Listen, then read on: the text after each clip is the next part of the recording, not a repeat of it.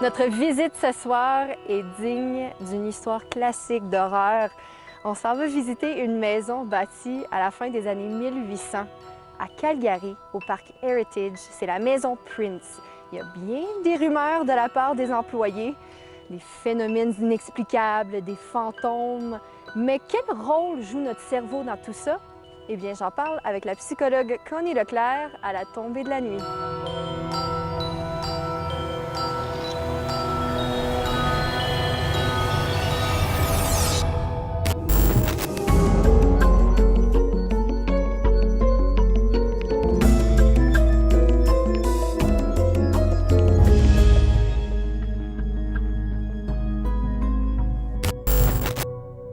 En 1894, Peter Prince construit sa maison à 3 étages sur la rue principale de Calgary. Il y habite avec son fils et sa femme, qui meurent 4 ans plus tard. Ses deuxième et troisième épouses sont elles aussi mortes, subitement de maladie. Monsieur Prince s'éteint à son tour dans la maison en 1925. Aujourd'hui, la résidence reste figée dans cette époque bien mystérieuse. On a 2 peurs spécifiques, si tu veux penser à ça comme ça. C'est la peur des prédateurs. Puis il y a aussi la contagion. Alors, ça en est une autre qu'on revoit souvent dans les thèmes. Je sais pas, on dirait que c'est le plus c'est vieux, le plus c'est dangereux pour moi. C'est certain que les médias ont vraiment commercialisé l'idée que Exploiter. les vieilles maisons, c'est dangereux, il y a des bruits, puis ça se prête beaucoup quand même à la peur. Hein? Il y a des raccoins, il y a des... Tu sais, comme on regarde en haut, puis c'est noir, puis... Tu sais, regarde maintenant, on rentre chez nous, on ouvre la lumière. Il y a des lumières partout. Il y a des lumières partout.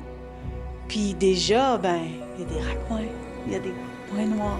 Apparemment, Connie, c'est ici que les gens ressentent le plus d'énergie, on pourrait dire. Certains affirment qu'une dame en blanc apparaît dans la pouponnière au 2e étage. D'autres disent qu'une des épouses Prince se promène encore au 3e. Avec autant d'artefacts étranges et de portraits qui nous fixent de regards sombres, ce n'est pas surprenant qu'on croit voir des choses du coin de l'œil et qu'on s'invente des peurs. Le cerveau ne voit pas la différence entre une alerte physique et une alerte émotionnelle. C'est entre vrai et imaginé. Ce qui est différent, ce qui est pas dans notre ordinaire, c'est une source d'anxiété. C'est drôle parce que dans le jour, c'est une époque qui a beaucoup de romance. Ouais. Mais la nuit, c'est comme... Une des façons qu'on perçoit un danger, c'est à travers nos yeux, c'est notre vision. Notre cerveau fonctionne tellement rapidement que même avant qu'on soit capable de réaliser ce qu'on a vu, on a souvent mis en marche notre système d'alerte. Par la fin de ma visite, mon imagination commence à me jouer des tours. Je sens le besoin de me retourner à maintes reprises lorsque je me retrouve seule dans une pièce.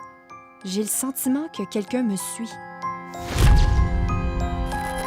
Mais comment font-ils, les amateurs d'horreur, pour endurer ces émotions fortes? Les gens qui sont avides utilisateurs comme ils vont voir des films d'horreur, eux ont besoin de plus de stimulation pour avoir une réaction que ceux qui s'en servent moins ou qui sont moins ouverts à ça. J'ai certainement fait le plein d'émotions fortes à la maison Prince.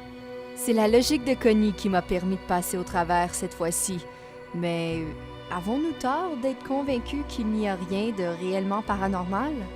Je suis ouverte aux possibilités. Tout est une énergie. Pourquoi se fermer à ce qui peut être possible?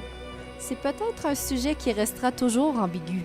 En attendant une réponse, je suis heureuse de pouvoir me fermer les yeux cette nuit dans mon hôtel neuf, bien éclairé.